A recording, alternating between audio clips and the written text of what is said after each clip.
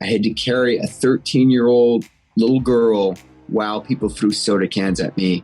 And she looked at me as if I was Jesus, and she was looking through me while I walked back in the heat for 7 miles.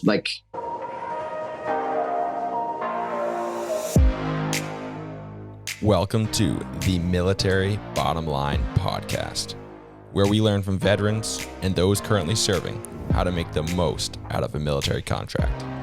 We're here to motivate, inspire, and help you leverage your service to positively impact you professionally, personally, and financially during your military career and beyond. Welcome to episode 45 of the Military Bottom Line podcast. You know, I don't take this opportunity very often to speak with you guys, and thank you for listening. Don't take the opportunity to tell you how I'm trying to further develop this platform and this podcast, but just wanted to kind of plug it a little bit and make sure that you guys are, aware that I exist on YouTube, I exist on Instagram, and this podcast exists on all of the podcast platforms. So I try to provide more information about benefits and how to leverage those benefits on Instagram and YouTube. So if you're interested in those materials and those resources, give me a follow there. But I really appreciate you guys tuning into these episodes, and I hope they're providing value for you. Today on the show, I have Matt Jimenez, but his tag is Matt's All Right. Matt posts a lot on social media in regards to mental health. He's got a really intense story, and has experienced a lot, not only through his childhood, but also through his military career. And it was a pretty sobering conversation for me. And it's not something that I usually, try to talk about, because I have no experience in these more intense military conflicts and deployments. And so I never want to speak out of turn and make an effort to speak on something that I am totally ignorant about. So typically I take the approach of trying to help you guys learn from my experience, which is more of the Pogue life, personnel other than grunt, and just take advantage of the opportunities that are education and financial. But the reality is that there is an entirely separate side of the military that is, they're the ones in the front on every conflict or humanitarian mission. And those people in the front, they have far different experiences than I do. And so it's something that I really enjoy listening to. And I try to approach it as humbly as I can and just learn from their experiences and what they have to say. But I'm still learning on how to have those intense conversations. And so it's something that I've recognized, my perspective on them has changed since I was 17 and I joined, and not knowing anything and thinking it was okay to ask stupid questions, or thinking it was okay to ask inappropriate questions rather. But then living in the Marine Corps and understanding the culture enough and understanding the experiences others had enough to know when it's not the right time or right question to ask. So I was talking to Matt, and when seeing how he responds on social media, he uses a lot of humor to kind of deflect questions. But it was an intense conversation, and like I said, I appreciated it, and I appreciate his perspective and other people's experiences that I think aren't super well known because they're not really on the news. But some of the things that these men and women go through are super intense, and we want to make sure, I want to make sure that I respect them and their experiences, and never come across, inappropriately or asking inappropriate questions that's gonna cause them any pain. So I think hopefully this conversation kind of gives you guys some perspective on the reality that does exist within the military and within some conflicts and humanitarian missions around the world that we involve ourselves in. And so Matt has Matt has some experiences that not many get to live through and get to see. And I think that ignorantly, a lot of us young men and women joining the military at a young age, we want these experiences. And it's only, from what I have learned, it's only the people that have experienced it that say you truly don't want these experiences. And so it's, as I get older, I recognize how much I appreciate being told that I don't want those experiences from somebody who's actually experienced it. If any of that makes sense, I don't know. I'm just kind of rambling and trying to digest the conversation I just had. So without further ado, I really enjoyed my time with Matt. He's a great guy, super well-spoken. And while he doesn't show a ton of humor in this conversation, on his other channels via Twitch, TikTok, and Instagram, he's a very lighthearted and kind-hearted and funny guy. So I would definitely recommend giving him a follow. Matt's all right. But I hope you guys enjoy this episode. What's going on, Matt? Thanks for joining me today. I am more than excited. Thank you for having me. Absolutely, man. I've been watching your TikToks for a little bit now, and dude, you have quite the sense of humor. You've been watching them. Which one comes to your mind? Because I need to know what you think of me, because I'm insecure and weak-minded. You're funny. I mean, you have hundreds of TikToks now, so it's hard to pick a single one. I was hoping for good looking, but funny is good. We're gonna start with funny. All right, I'm gonna be funny. You're very attractive too. Got friend zoned, and we're only just starting. Yeah. Well, we'll see how this conversation goes. Then we'll maybe move to the next step. Very nice. Yeah. Thank you so much for watching those, man. I spend a lot of time trying to make sure that I'm putting out content that people can take something away from, learn or laugh or make fun of me because I'm crying on camera for the third time in a week, that kind of thing. They're like video diaries more than anything else. Yeah. And dude, that is, it's rare to see that kind of genuine, character on social media. And so to come forward like that's pretty significant and rare. I think so. Here's the thing too, because when I did social media, I've been doing it for so long, and I think I never had a following. I never had anybody watch me on social media. I think I was plateaued around 12,000 followers, which may sound like a lot to some people, but if you do social media, 12,000 means maybe 1,200 watch one video. Yeah. Maybe lucky. But the minute I stopped trying to be something I thought people wanted and just started being me on camera, I think I was lucky enough to some people say, oh, this is a real person. Yeah. Just talking to the camera and without any guard up, any regard for myself. Because here's the thing, if you watch the videos, you can make the very conscious decision not to respect me afterwards based on whatever you want, because you are getting just the real version of me. You are getting the drunk 2 a.m. version without any makeup on, and you can just whether or not you still hit it. Yeah. Well, I mean, like I said, I think authenticity is what people are looking for these days. They're kind of sick of seeing the filtered Instagram of everything. And so, while some people might not like you, I think it appears that most people do like you at this point. So that authenticity has been working out.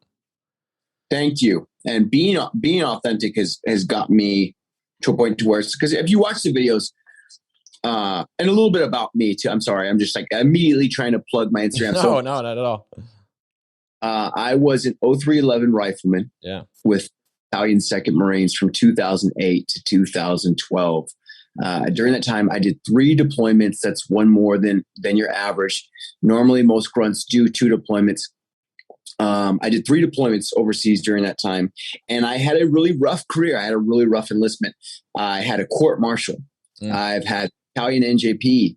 I did do the 3 deployments. I did see a lot of combat. I did get wounded at the end of my tour. I'm saving that story actually for my book that I'm writing too.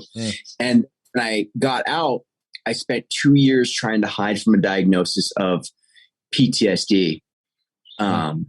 I thought people who had PTSD were weak because that's how I was taught, that people who have feelings are weak. That's how I was raised as a kid, to think that if you are emotional anyway, you're weak-minded. So I hid for that for so long. And then one day I just got on social media and I started letting out all my feelings and how I felt. And I never even told anybody that I had PTSD until July of this last year. And I've been out since February of 2012. I never told a single person. Wow. Yeah. And I know you're using your platforms to speak on mental health. And that's something that, is near and dear to your heart to communicate about. It is, because I think if we trace every problem in our society, it has to do with mental health. Every single problem has to do with mental health. People want to argue about religion. People want to argue about politics, but though everything that we have is a man-made tool, economy is that is something that we've invented. Yeah. And people decide to use these things for a negative choice because they have poor mental health to begin with. So it's like people have a problem with people who are religious or who follow politics. My problem is not with anybody besides the people who are unable to make the conscious decision of right from wrong because they have poor mental health. Besides, I don't care what religion you believe in or whether or not you are Republican or Democrat. I don't care about any of those things. I care about, do you have an undiagnosed disorder and are you walking around society thinking that's okay? I think that's something I try and grapple with, because did you know 7 in 100 men have walk around on a daily basis and they're not diagnosed for narcissism, which they actually have. 7 in 100 men have narcissism. Interesting. Narcissist, and they're not diagnosed. I didn't even know that was a diagnosable. Narcissism, like I thought. Yeah. No. Go ahead. There's different types, but the main one, if I was going to break it down bar style, means that you are incapable of being wrong in your own mind, and you'll do anything to prevent it from happening. So if I were to cheat on my girlfriend, and I would have to find a way to blame her, blame my father, blame society, all these things.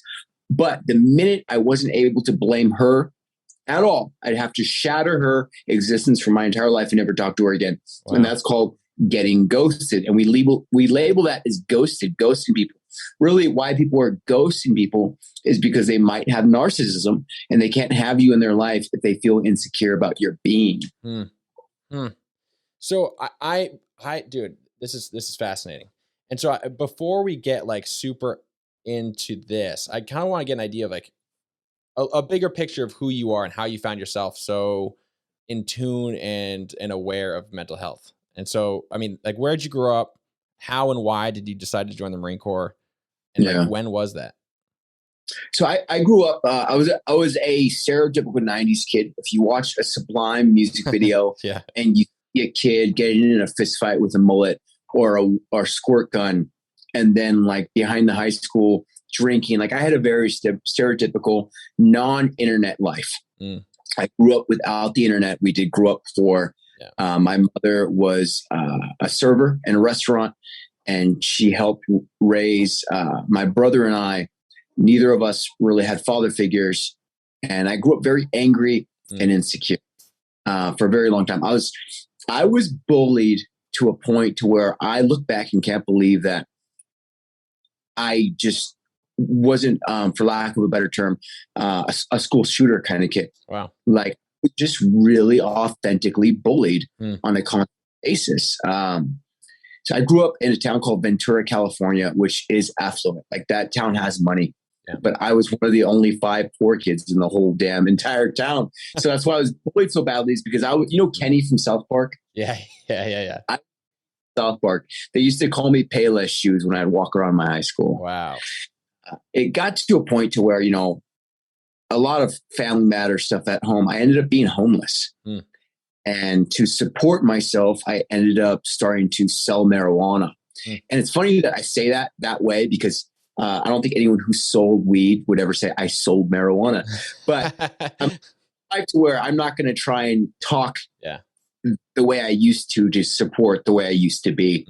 But yeah, I was a criminal, and I would rob drug dealers and sell their drugs. Wow. And that's how I support myself. And it's something I use as like a factor of teaching why I'm the way I am. I never try and make it sound cool, so I really don't dive into details too much on it, because I don't want younger people that I'm talking to validate that. I like that. I want that I was 120 pounds and eating McChickens and starving to death and robbing people with a steak knife so I could try and sell their drugs so I could buy more McChickens. Wow. It was a hard life, and one day it caught up with me, just like it does. And I had to get out and leave the world behind me. And I was always patriotic. I grew up in a military family. My uncle, Vietnam 0311 rifleman.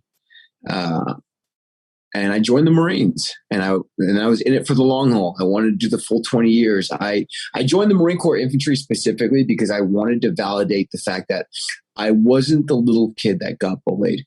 I would be able to tell myself, all right, not only am I a tough guy, I'm going to pick the hardest job that I can think of off the bat without any other research. And I'm going to join the Marines, and I'm going to join the job where you get a gun.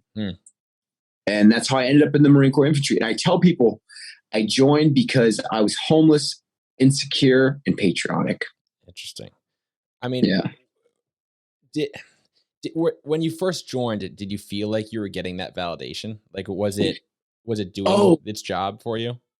Almost immediately, to the point where I was upset because if anyone's listening, if they know what the guide is in boot camp, I became the guide almost immediately. The guide is where you're the guy in charge of those 70 recruits. Supposedly, you're the guy who carries the flag. You're the toughest guy supposedly in the bunch. I became the guide right away, and I was a squad leader the entire time. And I realized, oh, I'm not weak. I'm not I am tough. And then after that, all of my insecurities almost went away. I would say 1 month in a boot camp. No kidding. Because I realized I wasn't the weak kid. I wasn't the one. I didn't fall out at any of the hikes. Yeah. I wasn't crying at nighttime, wanting to go home. I did so well, so fast that it actually just made me angrier, and I started becoming violent in boot camp. Interesting. It made you angry because you wanted more of a challenge, or like, why did it make you angry? I think I felt empowered for the first time in my life to where it wasn't. That was my first time in my life to where I wasn't bullied. When I was homeless and I was committing felonies, obviously I wasn't bullied, but I didn't know if I was a tough guy or if I was a tough guy because I was able to harm you with a weapon if I wanted to. Gotcha.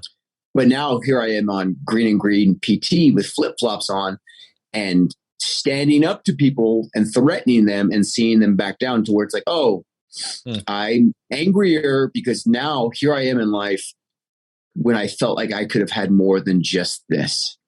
Like right away, I felt like I was happy I joined the Marines and I was proud to be in it. But I was like, oh, I could have done more than just the Marine Corps. What else could I have done? But here I am, 4-year contract in the Marines that I have to fill out before I can find out what's next. How old were you at that time? I was 19 when I joined. 19. Yeah. I was a high school dropout too, so I had to go back and take night school for my diploma for 5 months just to go to. Oh my goodness. I mean, between that and, I mean, you said, what was it? 08, 06? I joined in January of 2008. 2008. And so maybe at that time it was a little bit easier, but I imagine between, a criminal background and not graduating college, or rather high school, that the Marine recruiters, was it difficult to get in? I had 5 waivers. I was listed as a gang member. So I had to get that waived. I had scarification because I had carved where I was from in my skin at the time. I have tattoos on my forearms that I also had to get covered. I had to get waivers for. I have scoliosis and I'm flat-footed, and I had to get waivers for all of that. So it took me, and then I had to go back and get the high school diploma. So it was like, I really wanted to join. Yeah, you can clearly. Yeah, I mean, that is a lot of work, way more work than most people have to undergo. Yeah, and and all of this is while I'm like still kind of sort of homeless, and people were looking for me that I've done wrong. Like people were actively saying, have you seen so-and-so? No, why? Because I'm going to stab him when I see him. Yeah. Yeah. And like I got to get out of here. Yeah. I better hurry up, graduate high school, you know? So then you joined as an 03. I mean, how quickly did you find yourself deployed once you hit the fleet? You know what? I think I got to the fleet in July, so about 5 or 6 months. And I think I deployed in, I don't think I deployed until February. So I had a good 4 or 5 months. Whatever that time difference is, I had that time to just get hazed the entire time. Okay. And how did that impact, the high that you were on during boot camp and the training when you hit the fleet? Like, I guess I'm trying to walk through a little bit, your walk with mental health from childhood through now, and how the ups and downs kind of played out over your career. I was going to be a father. So day one out of boot camp, my girlfriend says I'm pregnant. Wow. First day out of boot camp, I'm walking down the street with a cell phone. I get a phone call saying I'm pregnant. And so it's like, so everyone knew I was going to have a baby, and everyone knew I was going to be a dad. So I made sure to try my best to be a good Marine and use communication and explain to my chain of command, I'm going to have a baby. Tell them this. And I tell them this. I'm so proud. I'm so happy. And I still think I'm the center of attention because I'm a kid. So I think people actually care about me for some reason. So I get to my chain of command, 3rd Battalion, 2nd Marines. And the first thing I do, let them know in July, I'm having a kid in October. They say, okay, well, about 30 days before that, I say, I'm having a kid. How do I submit leave? I have no idea. Yeah. And they said, oh, who are you going to go see? Your wife? And I said, no, not my wife, my girlfriend. And they said, you have a girlfriend? What about your wife? I said, I'm not married. They said, are you having a baby with your girlfriend? I said, yes, First Sergeant. They said, oh, well, you can't go home and see your baby born because that's not your baby. If you're not married, the Marine Corps does not recognize that as your child, so we don't have to give you leave. Whoa. So all of the time, I think I'm going to be a good Marine, a good dad, all these things. And we're not deploying. We're not going to Iraq, Afghanistan. The First Sergeant just basically tells me, you can't go home. I was a kid. I started crying right off the bat because I didn't know what to do. Yeah.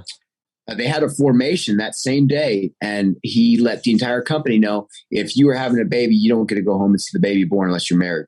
Wow. We're shaking in formation, and I went UA right after that.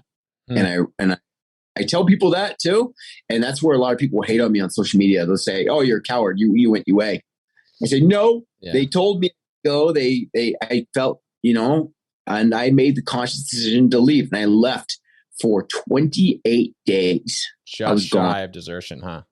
Just shy. I made sure of it. You knew that. You knew that going into it. Yeah. I wanted to rub it in their face that they couldn't charge me for that. So I made sure to enjoy all the time I wanted. And I went back and they maxed me out. And they told me, if you would have made that 29, that 30-day mark, we would have got you for desertion. Wow. And they told me we would have given you the year in prison, the whole deal. But instead, they gave me the 45, lost in rank, 2 months half pay, non-rec. And they made sure I didn't get to see my daughter for a long time after that. They made sure all of my leaves somehow accidentally got canceled. Wow. And so that's when I lost a lot of respect for, not only am I validated, I feel like I can do this. Now I see how toxic the chain of command can be if they want to. Yeah. And I know that they respect me no matter what I'm willing to do for them. Yeah. Yeah. That's tough. And I had another guest on here that, they went UA, similar reasons. Like, it's like, why can't I go home? Whatever, I'm going home anyways type thing. Right. And it's definitely unfortunate. And, for somebody like yourself, that started off on a high note, really excited about it as a guide, wanting to do 20 type thing. And then within your first year, basically you're dealing with that kind of nonsense. It's unfortunately the gloating is what got me. Like, you don't get to go home. Okay. All right. You got me. But when you have a company formation and basically passive aggressively make fun of me for it, I was just like, oh, and now I'm leaving. And I got on a flight that same day. And yeah, but you know, what's funny I still have my honorable discharge and everything like that. Nice. And I was still getting awards, for leadership after that too. I did really well after that. Did you work to have to like redeem yourself and redeem that reputation, or did it kind of come naturally and they kind of forgave you and they realized they were in the wrong? No, they treated me like a leper when I came back, and there was, no matter what, everyone knew, Jimenez is my last name. Everyone knew Jimenez went UA to see his kid born. He didn't run away and get dragged back to the gates or anything like that. But there was still this weird, all the people who just didn't care, who didn't want to have the inclination to like me. There's those guys who just don't really know you already, don't care. Yeah. The first thing out of their bat is, oh, coward, right off. Even though I came back, still did my job, took the charge. There's still that. Not like you like skipped a deployment or anything. Like maybe a field op, maybe, like, I missed not cold weather training. I missed some training in Virginia to where you basically just, freeze your nuts off for 2 weeks. But I mean, I came back and I got hazed better than probably most people got trained. They made sure to give me some really good hazing when I came back. So. Yeah, sure. Right on. All right. So then you ended up doing 3 deployments. What were the nature of those deployments? Because obviously you and I know that not every deployment means a war zone. Right. So the first one was a MU, and our job was to work with MARSOC Marines for the Somalian pirates. So we basically just waited for pirates to try and take another ship. Is this before or after the Captain Phillips story? I don't know. All I knew is that Somalian pirates were trying to mess with ships as much as good. So like back then it wasn't even like, you told me Somalian pirates and I was thinking pirate like I didn't get it. I was like, this is Black Hawk Down mixed with like Buccaneers. What's going on? Right. Thought pirates were in the Caribbean. Yeah. So all we did was pretty much float around, hang out, hate our lives, get quarantined for swine flu. Was my actual hardest deployment. And it's funny because everybody wants to know about the combat. Everybody wants, but like my second deployment to Haiti, humanitarian, so many people up front disrespect because they think it's not a real deployment because there wasn't combat. And I get so hurt in so many ways because that was the hardest deployment. That was a horrible, I mean, 200,000 people died in January 2010. 200,000 people. So, I mean, anyone who's listening can do the numbers. Yeah. It's not like everyone died. No. Yeah, I would say 1 in 5 people died. So what happened to the other 4 people? They were still under the buildings. They were crushed, smashed. They were broken. And here's the thing: Haiti is, I think, the poorest country ever. I'm sure, like Haiti has the record of being the country that needs the most humanitarian aid and being the poorest. They had no means to help themselves whatsoever. So here I am, this 20-year-old.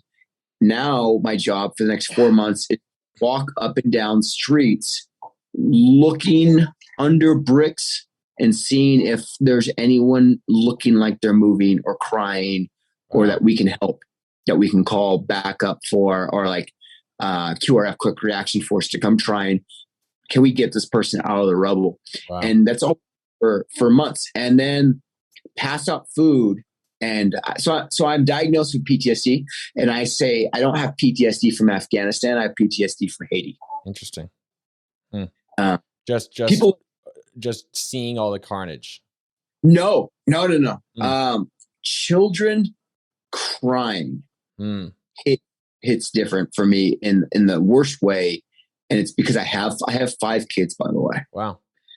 So I love my kids, but if one of them between a certain age cries, I don't know what it does to me. It makes me insane to the point to where I do violently attack myself.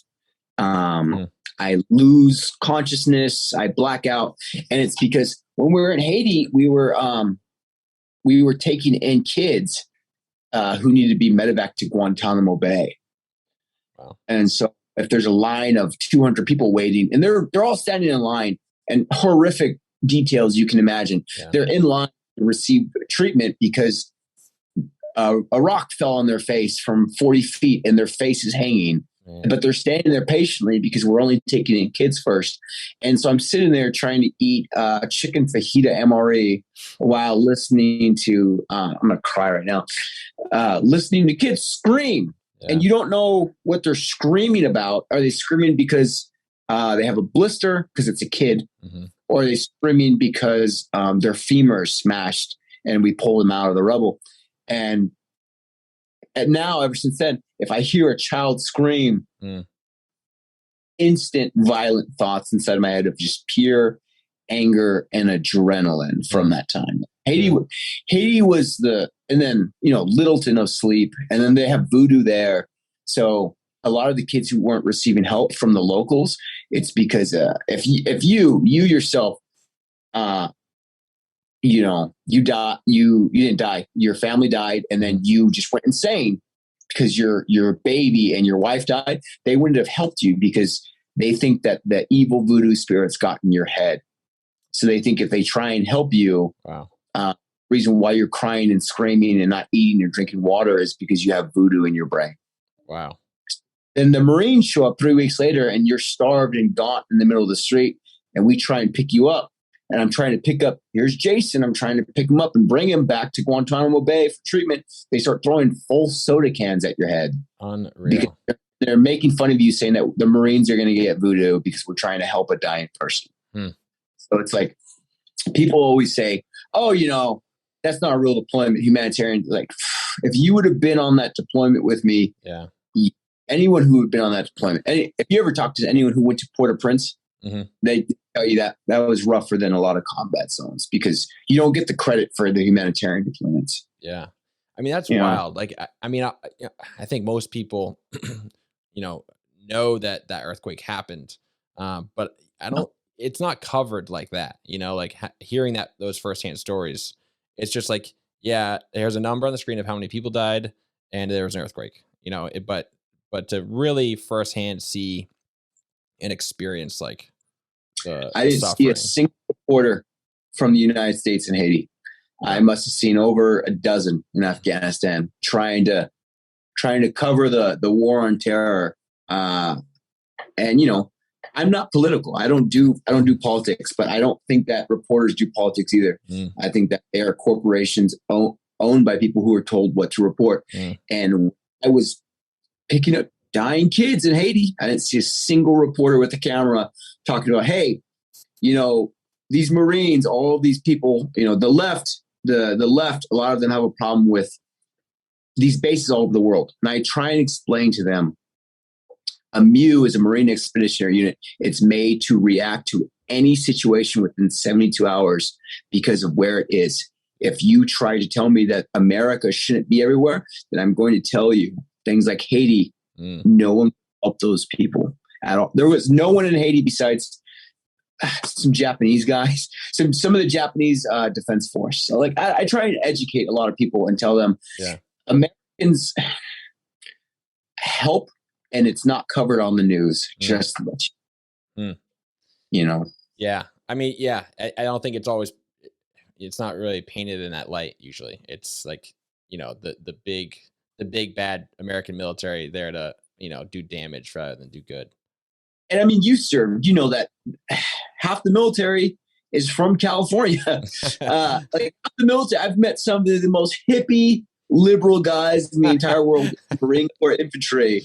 I can't remember a single time in my platoon of Marine Corps infantry to where there was a genuine racist moment, or a genuine, like, really, it was just a bunch of uneducated 19, 20-year-olds trying their best to not be the runt of the litter. And I think everyone's supposed in the news media, everyone's supposed to look like Bradley Cooper and have PTSD and shaking inside an Arby's. But really, it's a 19, 20-year-old kid who's just doing his best. Yeah. Well said. So, man, I that's really interesting. I've never heard somebody say that like a humanitarian deployment or mission like that was harder than their combat deployment. It's harder than the combat. And here's the thing too. I have a combat action ribbon, and I'm very factual about, I don't, because I'm so online that people know me because they were there with me in combat. Like the guy who was in my very first firefight next to me has seen every single video I've ever done. And you know just as well as I, if I or you or somebody had tried to change a story or add to it, I would have just been called out by now. For sure. Yeah. And so I'm so factual because I want to make sure that even from my friends' perception that the things that I'm telling aren't exaggerated to make me look better. If anything, if you watch any of my social media videos, I look foolish and silly. I look really genuinely dumb in my videos because I was like, I tell people stories. This is why I get called Stolen Valor so much, is because I do have the real combat stories. And I'll tell you that Haiti hurt me worse than the real combat stories. But perception is king. It's not like I don't know. It's not like the movie where my best friend got hit in front of me and I had to hold him while he cried. I didn't have that happen. I just had stories in Haiti happen to where I had to carry a 13-year-old little girl while people threw soda cans at me. And she looked at me as if I was Jesus, and she was looking through me while I walked back in the heat for 7 miles. Like, you know what I mean? Yeah. But the combat stories that I have the real combat stories too. And a lot of people are in shock because I don't look like I could even change oil of a vehicle, let alone like put rounds. The people who are listening can't hear me right now, but I look feminine. I have a woman's nose. Like I look like, I don't know. I look like I might be enjoying the time of my life in San Francisco rather than putting rounds down range in Afghanistan. You also look far younger than you are. And this will be on YouTube. So if anybody wants to watch on YouTube, they can see your beautiful mug. I think I'm 32 years old. Yeah, I was born October 9th, 1988. And people think I'm usually, I think like 26 is what I get picked for a lot. Yeah. 20. Yeah. And which is, you know, most people complain about how the Marine Corps ages them, and you know, like some guy retires at 38 but he looks 68 kind of thing. I smoked for 10 years too. No kidding. Wow. Smoked cigarettes 10 years. I mean, good genes. 2 years rigs, 2 years as a rancher. People say, "What's your secret?" And I tell them, genes. Don't let people try and sell you skin medicine or something. That's funny. That was one of the TikToks I just watched right before this. You had a different punchline, but we won't include it here. Use the same punchline. You see, I'm not recycling material on you. I'm trying to keep it original for you. The other punchline I think was a little bit more refreshing. Yes, it was. Yeah, I see you respond a lot to questions that, you know, your followers give you. And I mean, it just makes me think back to like myself when I was in high school, when I was thinking about joining. Like you don't know what's appropriate to ask and what's not appropriate to ask when you're completely ignorant on all these matters, and you just have this curiosity based on what you see and hear in movies, TV, news. Right. And I mean, like you handle it well, typically with humor. But like, I don't know, I guess for those people that ask those questions and trying to help them understand why it's inappropriate to ask of like, you know, have you killed anybody or how many people have you killed, you know? Yeah, I get that one usually every single. How many people have you killed? And I try, and sometimes I'm more respectful than others. 90%. Even if I'm making fun of the question, I'm not personally attacking the human being and like trying to make it feel bad or something. But yeah, how many people have you killed? And I tell them, if you wanted to ask me a question like that, it would be in a book or documentary, something like this. Like if there was a serious conversation for some reason you wanted to know, I would answer that question here. But I tell them that answer needs to have context to it, because it needs to have a certain amount of regard and respect to it, because it's not a passive thing. You don't get to talk about killing somebody as if it is notches on your belt, because this isn't Hollywood. I mean, the act of killing is so superficial if you allow it to be because of the person you've killed in the situation dynamic. So let's say I shot some guy from 200 meters away and he died right away, and he was a Taliban and he had no family and no kids. That's not going to stay with me. Now, let's say there's another guy right before I got to Afghanistan who beat someone to death with his own weapon and had to do it right there because he was in the middle of a firefight and he saw a barrel. I'm not sure if you remember the story. There was a barrel sticking out and the guy got like a silver star for it, and he grabbed the weapon and they started fighting. He ended up beating him to death with his own PKM. Yeah. That's something I don't want that guy being asked. Yeah. How many people have you killed? Like, he doesn't have to sit there and remember that. So it's just it's such an irrelevant question. Like, what difference does it make? I make the joke, we're asking personal questions. How fat are your mom's tits? Like, yeah. Yeah. What's it to you? How will this change anything? And so I think, like, not even like asking, like, did you? It's not even yes or no, but just, trying to gain perspective on the experience and the deployment as a whole should be sufficient for anybody who's, maybe thinking about joining the Marine Corps and going infantry. Like, because not everybody's going to have the same experience, but just some insight and perspective on an individual's experience should be enough to kind of like let you know if that's something that you're willing to put up with. Yeah, and they go for the gusto of what like I said, Hollywood has taught them, that is the culmination, because what they're really doing is they're trying to, it's a fight or flight response. That's all they're really doing in my mind. It's a fight or flight response to where I just told you I have something you don't have. So your automated response, your innate response, is to fear change. Humans treat change as if it's physical pain. That's how they react to change, is physical pain. So the fact that I just said I have something you don't have, they see a change in the environment that they have to acclimate to, and they get to decide whether or not they're going to react to it or run from it. And a lot of them choose to run from it, and they say, I'm not going to ask this guy any questions. And maybe it's because it's a learned technique, or maybe it's because it's an innate technique that they don't want to know because it hurts them to know. Then you have the other people who they use the fight response, and they automatically go for the gusto, and they say, how many people did you kill? Interesting. Because that is innate in human beings. And if you notice, the pattern in human beings is that so many of them either don't ask at all or they do. And it's not because of anything besides that's what's in their DNA to do, is to either go for the gusto or leave it alone. And the people who go for the gusto and they want to use that fight response and know those things, they are typically closer to more of an animalistic nature, and they're more prone to, number one, violence, number one, being reactive without thinking. Because if you think about it, they're thinking before they speak. That's why they would ask a question like that. That's closer to an animalistic nature.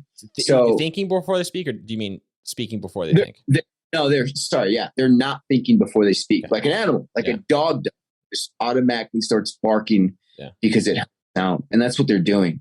So I try and say to myself, oh, okay, they're not thinking because they're closer to what an animal does. Why would I have to be offended by an animal? And I don't get offended by it. And I think to myself, they don't know. They're just reacting to a fight or flight response.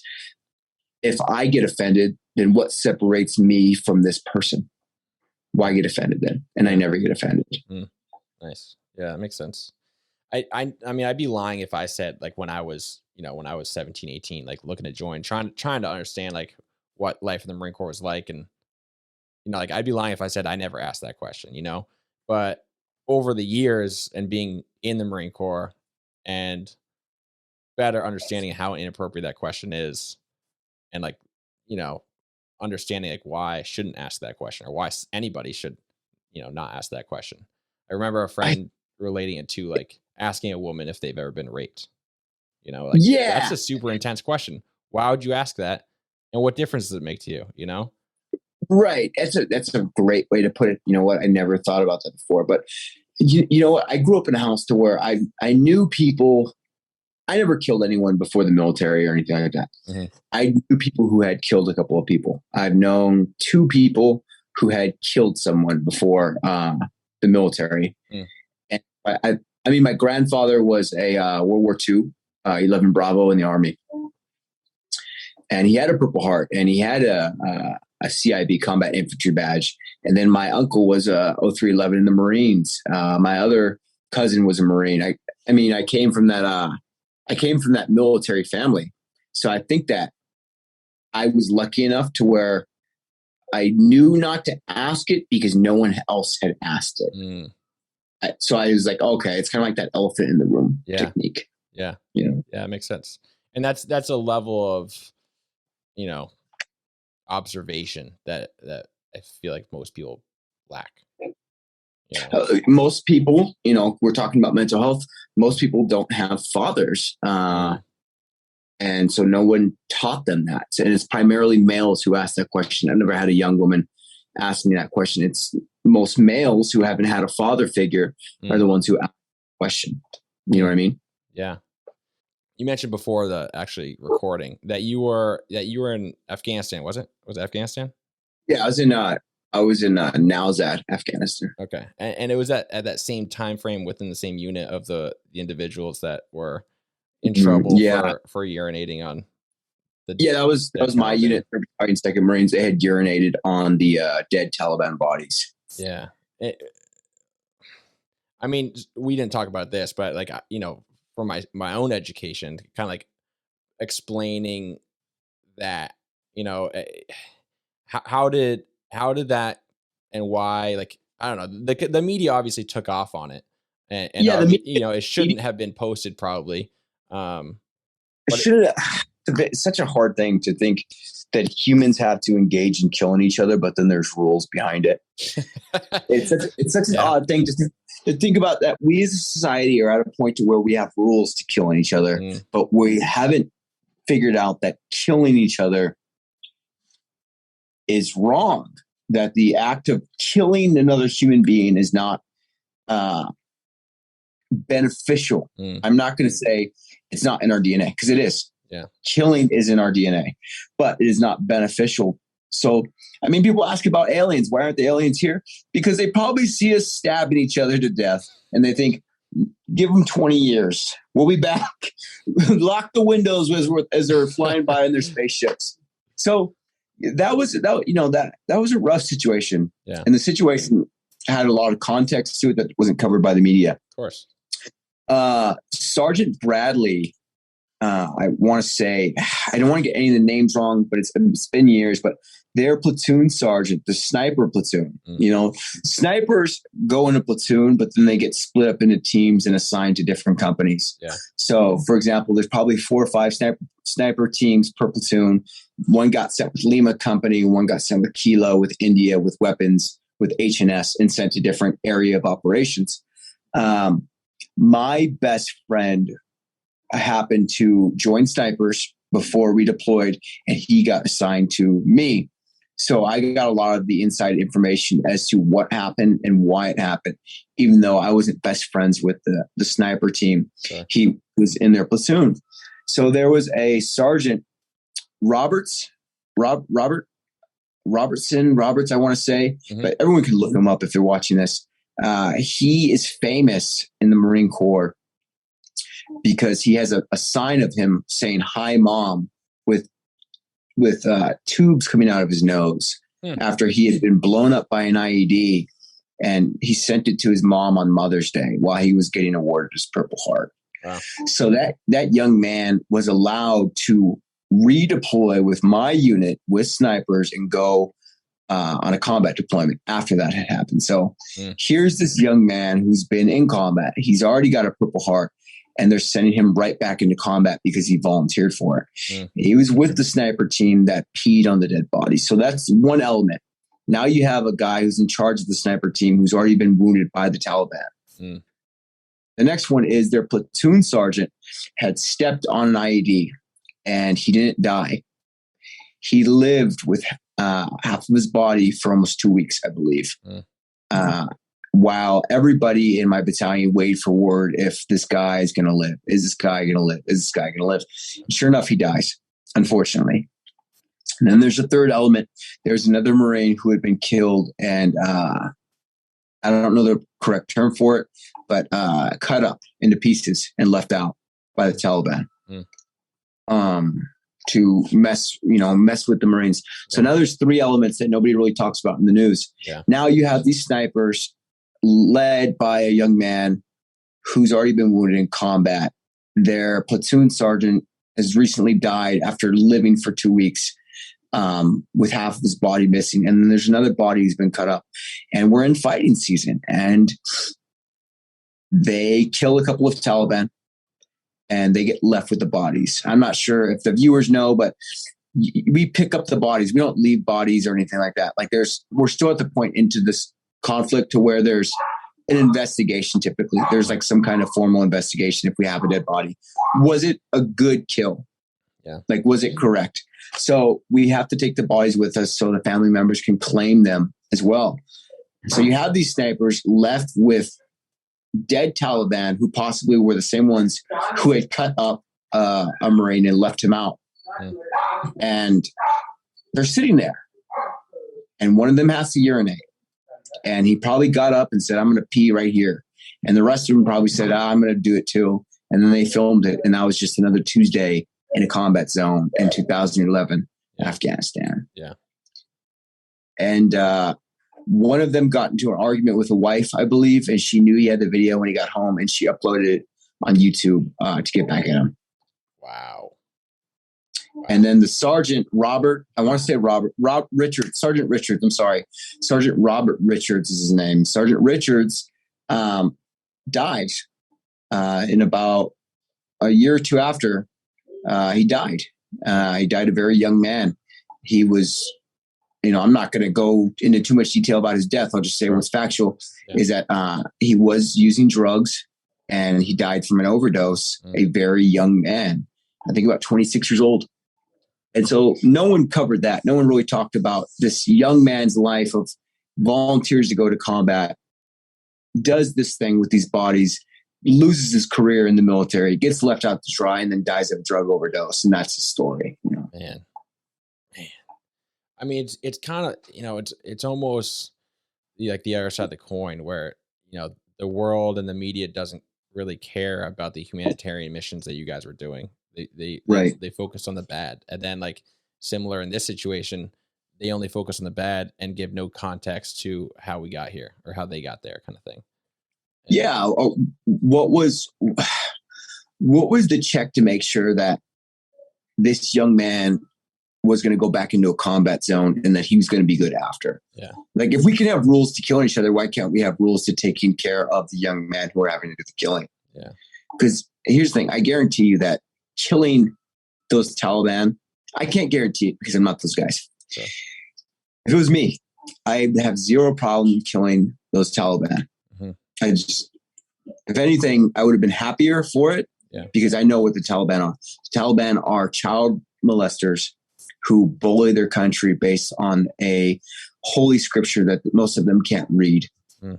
And the minute that they stop firing at me is the minute I'm so much happier because I don't have to worry about being fired at. I would have zero problem doing that. Would I have peed on their bodies? I don't know.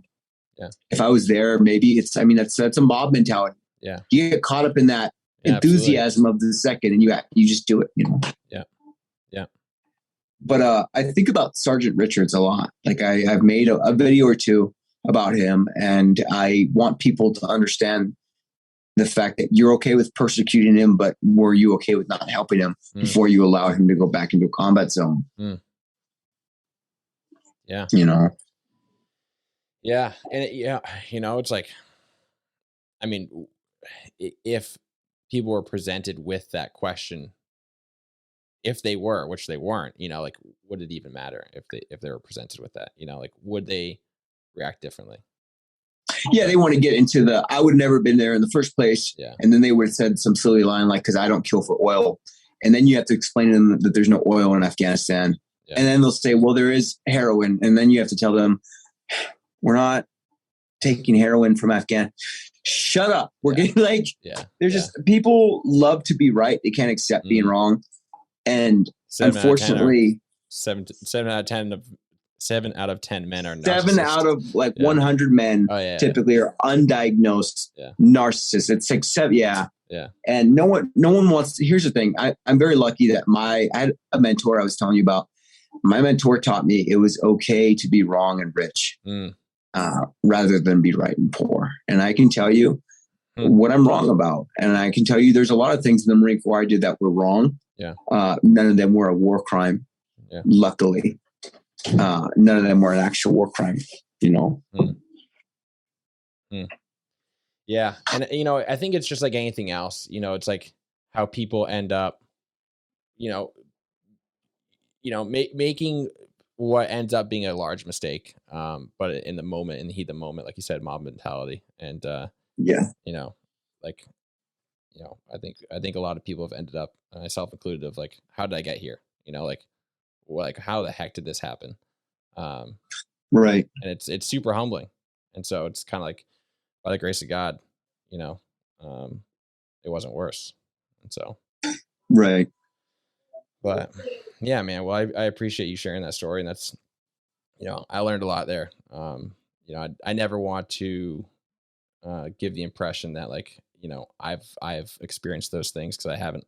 And so I appreciate the perspective from those that have, because it only educates me, and hopefully educates the listeners on like the reality of it all, it's not covered. Everyone can learn from everyone. I tell people, I mean, I know 16-year-old boys I wouldn't trade my life for, who, God forbid,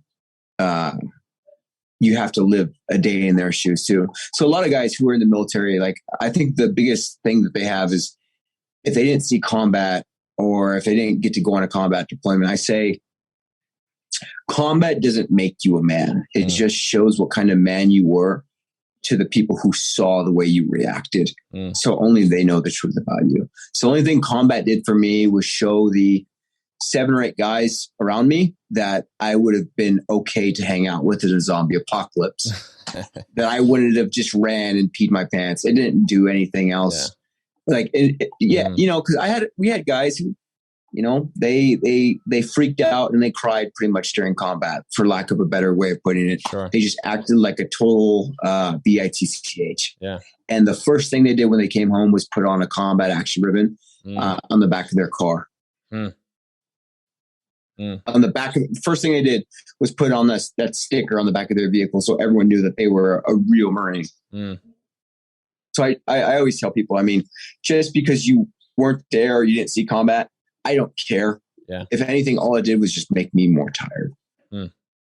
Dude, and that's, dude, I just so appreciate that perspective, because like, you and I know that there are so many young men and women now, I guess, that are like, they're joining, looking for that experience and expecting that to validate who they are, and like give them same here, this purpose and this meaning for the rest of their life, and I've never met anybody that said it satisfied, that. Yeah, it's a roller coaster you want to get off of, but then you realize it's your 4th or 5th ride. And you still got 6 or 7 months left. I think it was after my 3rd or 4th firefight. I was with a friend of mine who was in a different AO, not that far off, same company, but different area, and he hadn't been in a firefight yet. And I was standing on post, and he's like, "So what's up, man? I heard you guys have been getting in a couple of good little fights out here." And I was like, "Yeah, to be honest, I'm kind of done. I don't want to get shot at anymore." He's like, "What?" I was like, "Yeah, it's fun the first or second time." And a lot of people who are listening will remark that I just said it's fun. It is fun. Yeah. Like, they don't know that people join the Marines and it's an adrenaline rush and it is fun until somebody gets hit and they're crying, and then it's not fun anymore. Or until I have stories to where I was pinned down to a point to where I just gave up and was complete cowardice. And there's nothing I can do. And all I said was, please don't shoot me in the face. Please don't shoot me in the face. Please don't shoot me in the face. And I was telling my friend, I'm done. I'm kind of done. And he's like, I think you're just being a drama queen. And it was at that moment that I think I realized about the people that I was actually with, that maybe they don't have the same perception of being in a combat zone, even though they're only a mile away from me. Wow. Yeah, man. Yeah, that's intense, man. That's intense. Well, I appreciate you. I appreciate you sharing your stories there. I appreciate hanging out with you and talking, man. Thank you for having me. Yeah. And I hope that, like, obviously there are people asking these questions, trying to get an inside look on people's experiences like this, and hopefully, hearing from your experience, like, gives them enough to know that it's not really to be glorified. There's a lot of pain behind it. Yeah, it's I would tell people who thanked me for my service, have you thanked an EMT or paramedic for theirs. Because I can guarantee you, I can walk past your average EMT or paramedic who's done more for our country than I have, because they're out there every single day scraping up people and trying to save them and keep them alive. Yeah. I've done that once or twice, a good couple times, but they do that for a living every single day for American civilians, and they don't get thanked for their service. So I try and spend my time and say, do you need to go halfway around the world to be validated? Yeah.